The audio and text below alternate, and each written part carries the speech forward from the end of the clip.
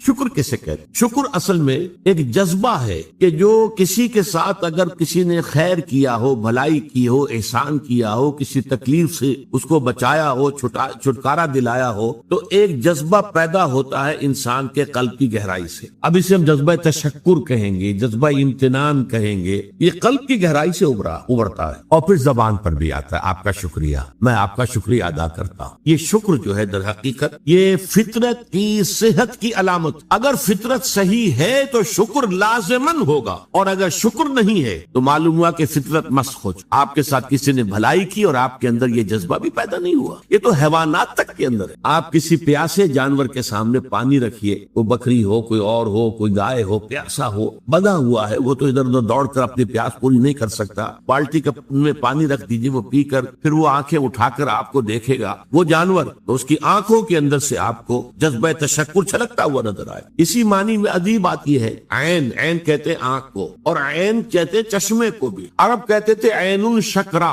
وہ چشمہ جس میں سے پانی خود بخود ابل رہا ہو، نکل رہا ہو، نیچے سے زمین سے ابلتا ہو، عین الشکرا۔ اور دابۃ الشکور کہتے تھے ایسے حیوان کو، آپ کے یہاں کو گائے ہے، بھینس سے بندھی ہوئی ہے، آپ اس کی ٹہل سیوا کر رہے ہیں، اچھی خوراک دے رہے ہیں، غذا دے رہے ہیں، نہلاتے بھی ہیں گائے بھینس کو، تو پھر اس کا ظہور اس کے بدن پر ہونا چاہیے، اس میں فربہی آنی چاہیے، تو اس کو کہیں گے دابۃ الشکور۔ یہ شکر گزار جانور ہے کہ اس کے ساتھ جو بھلائی ہو رہی ہے، جو خیر ہو رہا ہے، اس کے نتائج اس پر ظاہر ہو رہے ہیں۔ تو یہ فطرت کی در حقیقت صحت کی علامت۔ ایک پرانی کہانی آپ نے بھی بچپن میں پڑھی ہوگی کہ غلام کہیں بھاگا ہوا تھا اور اسے راستے میں ایک جگہ اس نے دیکھا ایک شیر پڑا ہوا کراہ رہا ہے، اور اس کو شدید تکلیف سے اس کے پاؤں میں ایک کانٹا چبھا ہوا تھا۔ ظاہر بات ہے شیر نہیں نکال سکتا تھا اس کو، اس غلام نے اس کا کانٹا نکال دیا، اس شیر نے صرف اسے سونگا اور چلا گیا۔ اس کے بعد وہ غلام پکڑا گیا، اور جیسے کہ ہوتا تھا رومن اور گریک دور میں کہ بھاگا ہوا غلام جو پکڑا جاتا تھا تو پھر شیروں سے پھڑواتے تھے اس کو، ان کے جو بڑے وہ ہوتے تھے، تو یہ اسٹیڈیمز بنے ہوئے ہوتے تھے، اس میں آ کر جو ہے اس غلام کو چھوڑ دیا، اور پھر بھوکا شیر جو ہے وہ پنجرے میں سے نکالا تاکہ وہ اس کو بھموڑے اور ختم کرے۔ تو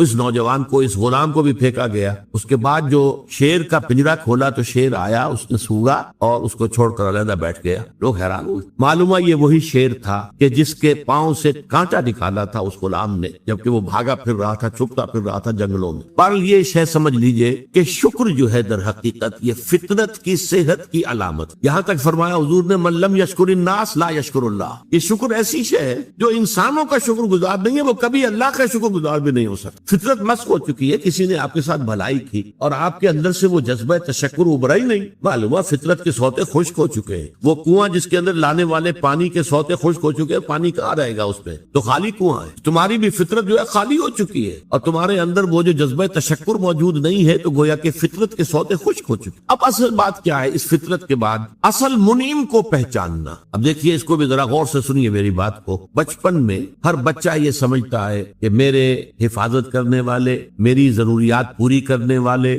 میری تکلیف پر تڑپ اٹھنے والے میرے والدین، اس سے آگے کا اسے بھی پتہ نہیں ہے، احساس نہیں، لہذا جذبہ شکر جو ہے وہ والدین کی ذات کے ساتھ مرتکز ہو جاتا ہے۔ اس سے ذرا آگے بڑھا، معلوم نہیں میرا کنبہ ہے، میرے چچا ہیں، میرے ماموں ہیں، میرے فلاں ہیں، میرے کنبے قبیلے کے لوگ ہیں، میری قوم ہے، میرا وطن ہے، یہ سب در حقیقت میرے محافظ بھی ہیں، میرے مددگار بھی ہیں، اور میری ضرورتیں پوری کرتے ہیں۔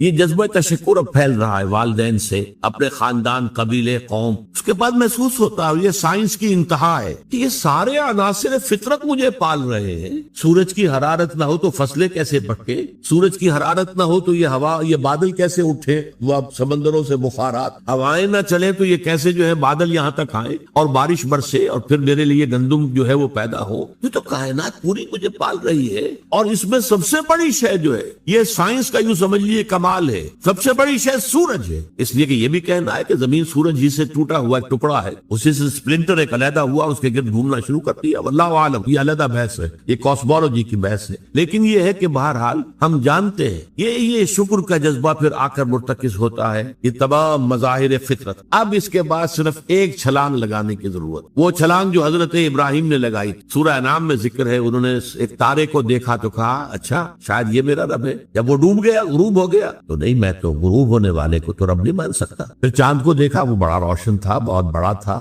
یہ رب ہے۔ جب وہ بھی ڈوب گیا، کہا نہیں اگر میرے رب نے مجھے ہدایت نہ دی۔ پھر دیکھا سورج کو، ہذا اکبر، ہذا ربی، ہذا اکبر، فلما افلت، جب وہ بھی غروب ہو گیا تو پھر اس کے بعد یہ چھلانگ لگائی انہوں نے کیا، انی وجہت وجہی للذی فطر السماوات والارض حنیفا، میں نے اب اپنا رخ کر لیا ہے، اپنا چہرہ کر لیا ہے رخ پر اس ذات کے جس نے آسمانوں اور زمین کو پیدا کیا ہے، جو سورج اور چاند اور ستاروں کا پیدا کرنے والا ہے، حنیفا یکسو ہو کر، وما انا من المشرکین، اور میں ہرگز مشرکوں میں سے نہیں۔ یہ ہے عقل کی آخری چھلانگ۔ سورج بھی ایک نظام میں جکڑا ہوا ہے، کسی اور نے اس کا نظام بنایا ہے، اس کی حیثیت کچھ ہے ہی نہیں۔ اس پوری کائنات کی وسعت اور پہنائی میں یہ جو خورشید منور ہے یہ کیا ہے، یہ ایک ذرے کے مانند پوری کائنات کی ہے، billions and billions of galaxies, اور ہر گیلیکسیز میں billions and billions of stars. اندازہ تو کیجئے اس کی وسعت کا کوئی تصور ممکن ہے؟ انسان کو چکر آتا ہے۔ یہ تمام جو ہے اعداد و شمار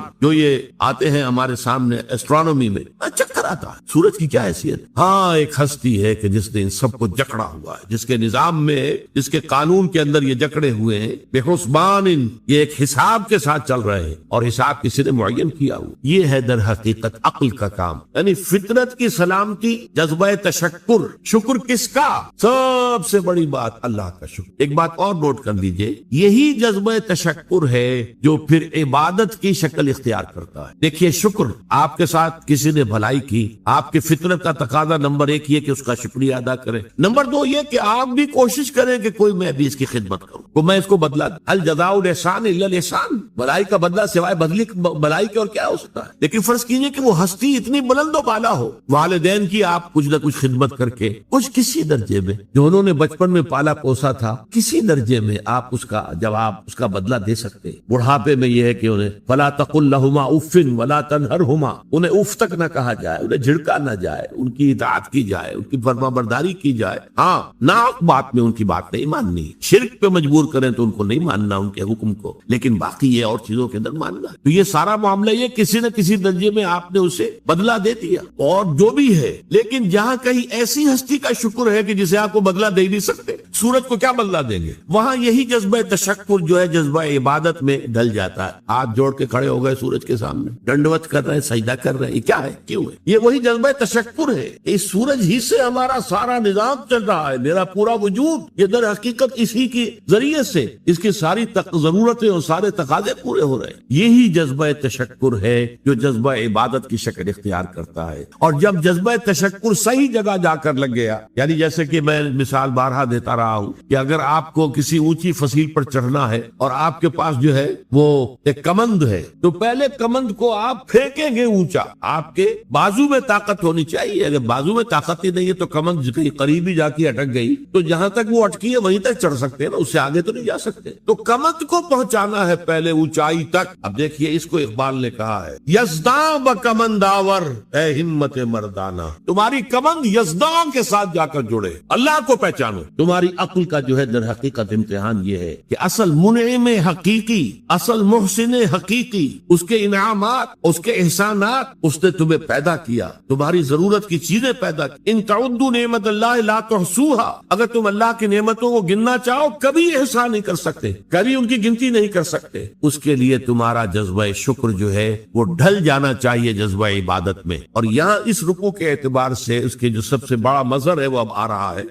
وَلَقَدْ آتَيْنَا لُقْمَانَ الْحِكْمَةَ أَنِ اشْكُرْ لِلَّهِ، أَنِ اشْكُرْ لِلَّهِ، گویا کہ حکمت کا تقاضا یہ کہ شکر کا جذبہ اللہ تعالیٰ کی ذات کے ساتھ وابستہ ہو جائے۔ وَمَن يَشْكُرْ فَإِنَّمَا يَشْكُرُ لِنَفْسِهِ، اور جو کوئی شکر کرتا ہے وہ اپنے بھلے کو کرتا ہے۔ اللہ کا کوئی کام نہیں بنتا اس سے، اللہ کی کوئی ضرورت پوری نہیں ہوتی، وہ ضرورت سے مبرہ ہے، منزہ ہے، اعلیٰ ہے، عرفہ ہے، اس کی کوئی ضرورت نہیں، احتیاج ہے ہی نہیں، وہ محتاج نہیں ہے، وہ تو غنی ہے۔ تو اس لیے فرمایا من یشکر فإنما یشکر لنفسہ، لنفسہ سے مراد کیا ہے؟ اگر آپ کے اندر جذبہ شکر ہے اور وہ جذبہ تشکر جا کر ذات باری تعالیٰ کے ساتھ منسلک اور ملحق بھی ہو گیا ہے، اب آپ کی شخصیت کا ترفع ہوگا، شخصیت ابھرے گی، شخصیت اپچے گی، شخصیت کی ترقی ہوگی، شخصیت میں ترفع پیدا ہوگا، بلندی آئے گی، تعمیر سیرت جسے کہتے ہیں، جسے اقبال تعمیر خودی کہتا ہے۔ صحیح معنی میں واقعتاً آپ ایک ایسے انسان بن سکیں گے کہ جن کے بارے میں قرآن نے کہا ہے کہ وَلَقَدْ خَلَقْنَا الْإِنسَانَ فِي أَحْسَنِ تَقْوِيمٍ،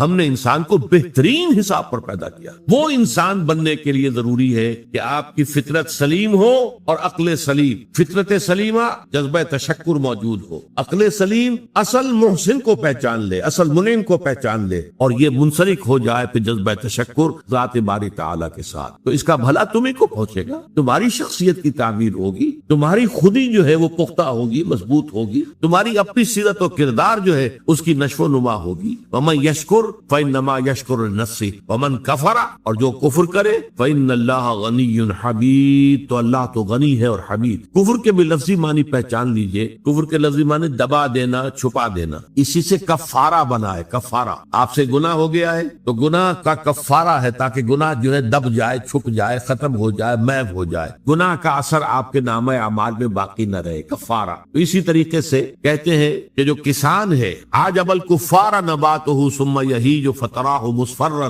سورہ حدید میں کسانوں کو کہا گیا. یہ کفار ہے اس معنی میں کہ وہ دانہ جو ہے زمین میں چھپا دیتے ہیں تاکہ اس سے زمین سے پھر پودا نکلتا ہے. تو فطرت انسانی کے اندر سے ابھرنے والا جذبہ تشکر آپ نے دبا دیا، یہ کفر ہے. کفران نعمت قرآن مجید میں لفظ کفر یا شکر کے مقابلے میں آتا ہے، جیسے یہاں آیا ومن یشکر فانما یشکر لنفسہ، جو کوئی شکر کرتا ہے وہ اپنے بھلے کے لیے کرتا ہے. ومن کفر فان اللہ غنی حمید، اور جو کفر کرے گا، کفران نعمت کرے گا، تو اللہ تعالیٰ تو غنی اور حمید ہے. یا پھر کفر ایمان کے مقابلے میں آئے گا، کفر اسلام کے مقابلے میں آئے گا. دل میں ابو جہل بھی مانتا تھا کہ محمد حق پر ہے، لیکن اس حقیقت کو، دل کی اس صداقت، دل کی گواہی کو دبا رہا ہے، چھپا رہا ہے، دبا رہا اپنے تعصب کی وجہ سے. اور سب سے بڑھ کر آپ کو معلوم ہے علماء یہود کے بارے میں تو قرآن کہتا ہے یعرفونہ کما یعرفون ابناءہم، ایسے پہچانتے ہیں محمد کو صلی اللہ علیہ وسلم جیسے اپنے بیٹوں کو پہچانتے. تو یہ اندر ان کے ایمان موجود تھا، اندر جو ہے گواہی دل دے رہا تھا کہ محمد برحق ہے. یہی ہے وہ آخری رسول اور آخری نبی جن کی پیشن گوئی کی تھی موسیٰ نے بھی اور عیسیٰ نے بھی علیہ الصلوۃ والسلام، لیکن اپنے قلب و ذہن کی ان گواہیوں کو چھپایا انہوں نے. ومن اظلم ممن کتم شہادۃ عنده من اللہ، ان سے بڑھ کر ظالم کون ہوگا جنہوں نے ایک گواہی جو ان کے پاس اللہ کی طرف سے تھی اسے چھپا لیا. تو کفر بمانی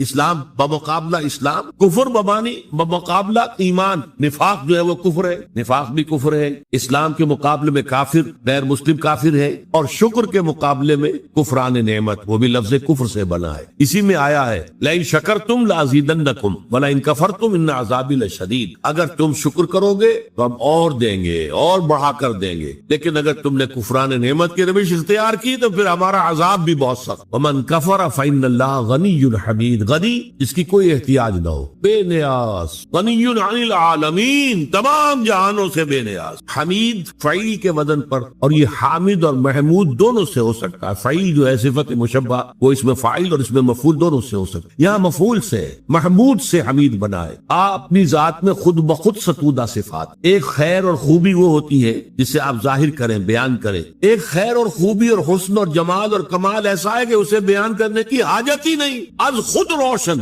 آفتاب آمد، دلیل آفتاب. جب سورج طلوع ہو گیا تو وہ اپنے وجود پر خود دلیل ہے، اسے کسی دلیل سے ثابت کرنے کی ضرورت نہیں ہے. تو حاجت مشاطہ نیست صورت دل آرام را. بعض شکلیں اتنی خوبصورت ہوتی ہیں انہیں کسی میک اپ کی ضرورت ہی نہیں ہوتی. میک اپ سے ان کو آپ بگاڑ دیں گے. وہ جو فطری حسن ہوتا ہے وہ اتنا ہے کہ حاجت مشاطہ نیست، کسی بھی وہ میک اپ کرنے والی کی کوئی ضرورت ہی نہیں، اسے کسی بیوٹی پارلر میں جانے کی ضرورت ہی نہیں. صورت دل آرام را، جسے اللہ تعالیٰ نے صورت دل آرام دی ہوئی ہے، اسے کسی مشاطہ ان کو کہتے تھے ان عورتوں کو جو بال بناتی تھیں اور اس کو سنوارتی تھیں اور ان کے اندر کو موتی پروتی تھی عورتوں کے بناؤ سنگار کے لیے. تو اگر کوئی عورت خود حسین ہے تو اسے کسی مشاطہ کی ضرورت نہیں. تو اللہ تعالیٰ اتنا حسین ہے، اس کا جلال و کمال اتنا از خود ہویدا ہے کہ اسے کسی کی حمد کی حاجت نہیں. یہ تو پہلی آیت ہوئی اس رکوع کی. اب چلیے حضرت لقمان کی نصیحت کیا تھی. وَإِذْ قَالَ لُقْمَانُ لِابْنِهِ وَهُوَ يَعِظُهُ يَا بُنَيَّ لَا تُشْرِكْ بِاللَّهِ إِنَّ الشِّرْكَ لَظُلْمٌ عَظِيمٌ. اور یاد رکھو یاد کرو جب کہ کہا تھا لقمان نے اپنے بیٹے سے یا بنیا. اب یا بنیا سے یہ نہ سمجھے کسی چھوٹے سے بچے کو، پرائمری جماعت کے طالب علم سے یہ باتیں ہو رہی ہیں، بلکہ یہ کہ باپ کے لیے بیٹا کتنا ہی بڑا ہو جائے وہ چھوٹا سا ہی ہوتا ہے. اس کو جب بھی خطاب کرے گا محبت کے ساتھ، جیسے حضرت ابراہیم نے اپنے والد کو خطاب یا ابت ابا جان ابا جان ابا جان. یہ سورہ مریم میں آپ پڑھتے ہیں یا بنیا میرے بچے، اس لیے کہ ظاہر بات ہے کہ باپ کے لیے اولاد وہ بچوں ہی کے مانند ہوتی ہے، چاہے وہ خود کتنی بڑی ہو چکی۔ عام طور پر گمان یہی، اور میرا گمان غالب ہے، کہ یہ موت کے وقت کی وصیت، اس لیے کہ جو شخص مالدار ہو، دولت مند ہو، وہ موت کے وقت اپنی اولاد کو وصیت کرے گا تو اپنی دولت کے بارے میں کرے گا، فلاں سے یہ لینا ہے، فلاں سے یہ لینا ہے، فلاں کا یہ معاملہ ہے، یہ ہے، وہ ہے، یہ ایسٹس ہیں۔ لیکن ایک حکیم اور دانا انسان کی اصل دولت اس کی دانائی ہے۔ جیسے اقبال نے کہا، میرے قافلے میں لٹا دے اسے، لٹا دے ٹھکانے لگا دے اسے۔ جو میری حکمت ہے کہ میرا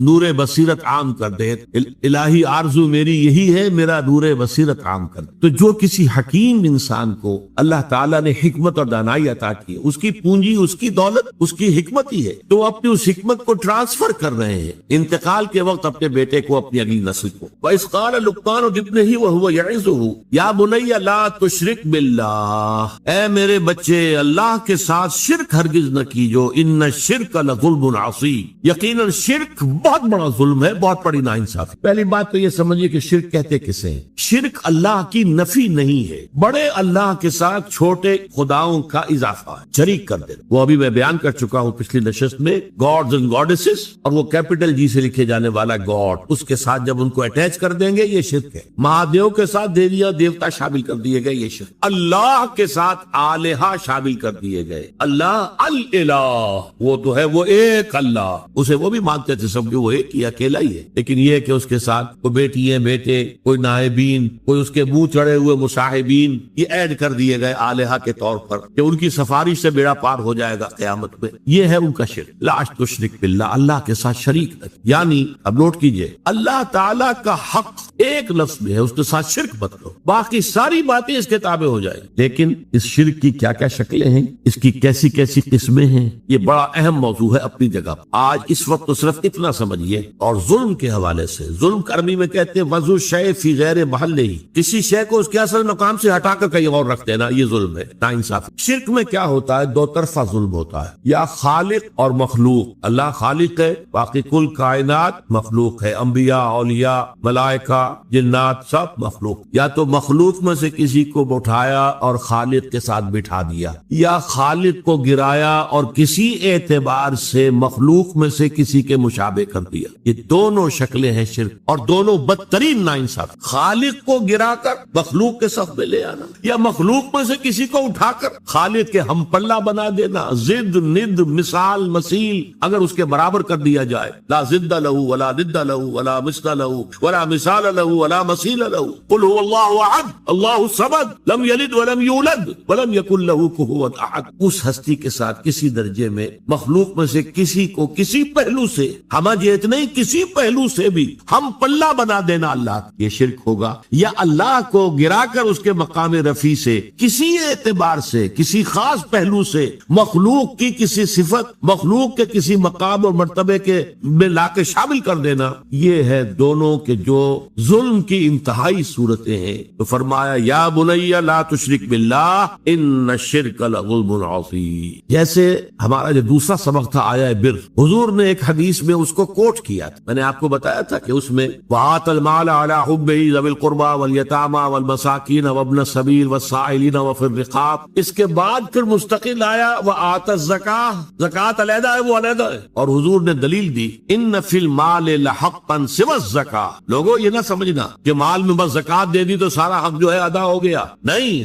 زکوٰۃ کے سوا بھی ہے۔ اور یہاں یہ آیت پڑھی وآت المال علی حبہ ذوی القربى والیتامى والمساکین وابن السبیل والسائلین وفی الرقاب واقام الصلاۃ وآت الزکاۃ۔ آت الزکاۃ تو علیحدہ ہے۔ اسی طرح اس آیت کو بھی حضور نے کوٹ کیا۔ سورہ انعام میں ایک آیت نازل ہوئی ای الفریقین احق بالامن ان کنتم تعلمون۔ لوگوں سوچو، مشرک اور موحد، ایک خدا کو ماننے والے اور ایک خدا کے ساتھ چھوٹے خداؤں کو ماننے والے، ان دونوں میں سے امن کا زیادہ مستحق کون ہے؟ پھر خود ہی جواب دیا ای الفریقین احق بالامن ان کنتم تعلمون الذین آمنوا ولم یلبسوا ایمانهم بظلم اولئک لهم الامن وهم مہتدون۔ وہ لوگ کہ جو ایمان لائے اور انہوں نے اپنے ایمان میں کسی ظلم کی آمیزش شامل نہیں ہونے دی،